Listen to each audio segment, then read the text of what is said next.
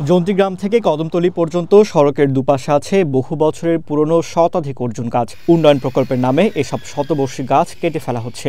এরই মধ্যে আম, জাম, কাঁঠাল, মেহগনি সহ অসংখ্য ফলজ ও বনজ গাছ কেটে ফেলা হয়েছে।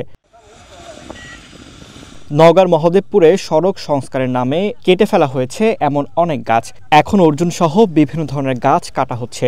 গাছ কাটার ঘটনাকে কেন্দ্র করে জনমনে ক্ষোভ জমেছে। তারা বলছেন, গাছ রেখেই প্রকল্প বাস্তবায়ন করা সম্ভব। এটা ঔষধি গাছ, এটা সব জায়গায় পাওয়া যায় না। এর ছাল বহু দরকার লাগে, সবাই নিয়ে যায়। আমাদের এলাকার জন্য এই গাছটা রাখা উচিত। রাস্তার মাপের থেকে অনেকখানি সরে আছে গাছগুলো। এগুলো কাটার কোনো প্রয়োজন মনে করতেছি না আমরা। আর এই গাছগুলো হারাই গেলে আর 50 বছরে এরকম গাছ আমরা তৈরি করতে পারবো না এবং হবেও না।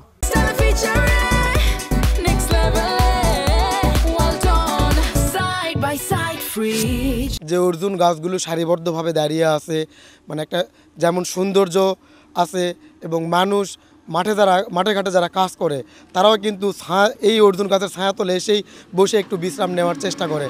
তা আজকে এসে যেটা দেখলাম যে এখানে রাস্তার কাজ হচ্ছে, অর্থাৎ রাস্তা বৃদ্ধি করা হচ্ছে, কিন্তু অর্জুন গাছগুলো কিন্তু রাস্তার এক পাশেই ছিল। এগুলো কিন্তু কেটে ফেলার প্রয়োজন ছিল না। হ্যাঁ, উন্নয়ন দরকার আছে। আমাদের বাংলাদেশ অনেক রাস্তাঘাটই আছে, মানুষজন চলাফেরা করতে পারে না, উন্নয়ন দরকার আছে।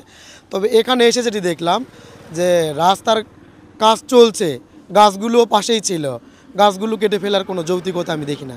পরিবেশবাদীরা বলছেন, ঔষধি ও বনজ গাছ এলাকার জীববৈচিত্র্যের জন্য গুরুত্বপূর্ণ। তাই গাছ না কেটে সড়ক প্রশস্ত করার প্রকল্পটি বাস্তবায়ন করা হোক। অর্জুন গাছ একটা বিরল গাছ, ঔষধি গাছ। এই রাস্তা শত শত এই যে গাছ, প্রায় 4 কিলোমিটার রাস্তা। এই রাস্তাটা সরকার সম্প্রসারণ করতেছে। ঠিক আছে, সম্প্রসারণ করা সম্ভব ছিল, গাছ না কেটেও এটা সম্ভব ছিল। আমরা দেখছি পার্শ্বে যথেষ্ট জায়গা আছে। রাস্তার সম্প্রসারণের দোহাই দিয়ে যেভাবে নির্বিচারে গাছ কাটা হচ্ছে, এটা আমরা মেনে নিতে পারি না। আমরা পরিবেশ কর্মী হিসেবে কখনো এটা মেনে নিতে পারি না। এটা আমরা জোর প্রতিবাদ জানাচ্ছি। এটা প্রশাসন দ্রুত এর ব্যবস্থা নেয়। স্থানীয় সরকার বিভাগ বলছে, গাছ কাটার বিষয়টি দেখছেন বরেন্দ্র ও বন বিভাগ। যে গাছগুলা ছিল আর কি, ওইটাতে আমাদের অবস্ট্রাকল হচ্ছিল আর কি আমাদের প্রজেক্ট বাস্তবায়নে। সেক্ষেত্রে আমরা পরে আমাদের উপজেলা মাসিক সমন্বয় সভায় এটা জানাই। তারপরে যে বিভাগগুলো এগুলোর সাথে জড়িত ছিল তারা এগুলা মার্কিং টার্কিং করে তাদের প্রসেস অনুযায়ী কাজগুলো আর কি করছে। আর আমরা আমাদের রাস্তার কাজ করতেছি। দীর্ঘদিন বন্ধ ছিল রাস্তার কাজটা, পরবর্তীতে আমরা শুরু করছি। কিছু কিছু জায়গায় 3 মিটার ছিল, 3.7 ছিল, আমরা এখন 5.5-এ যাচ্ছে আমাদের টোটাল ওইতে। সেক্ষেত্রে গাছগুলা যদি রাখাও সম্ভবত এটা ঝুঁকিপূর্ণ হতো আর কি। স্থানীয়রা আরও বলছেন, গ্রামীণ সড়কের দুপাশে সারি সারি ঔষধি গাছের এমন দৃশ্য বিরল।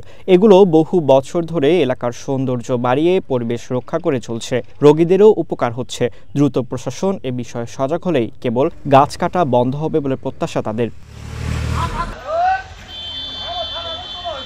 ফারদিন নীরব, ওয়ান ন্যাশনাল ডেস্ক।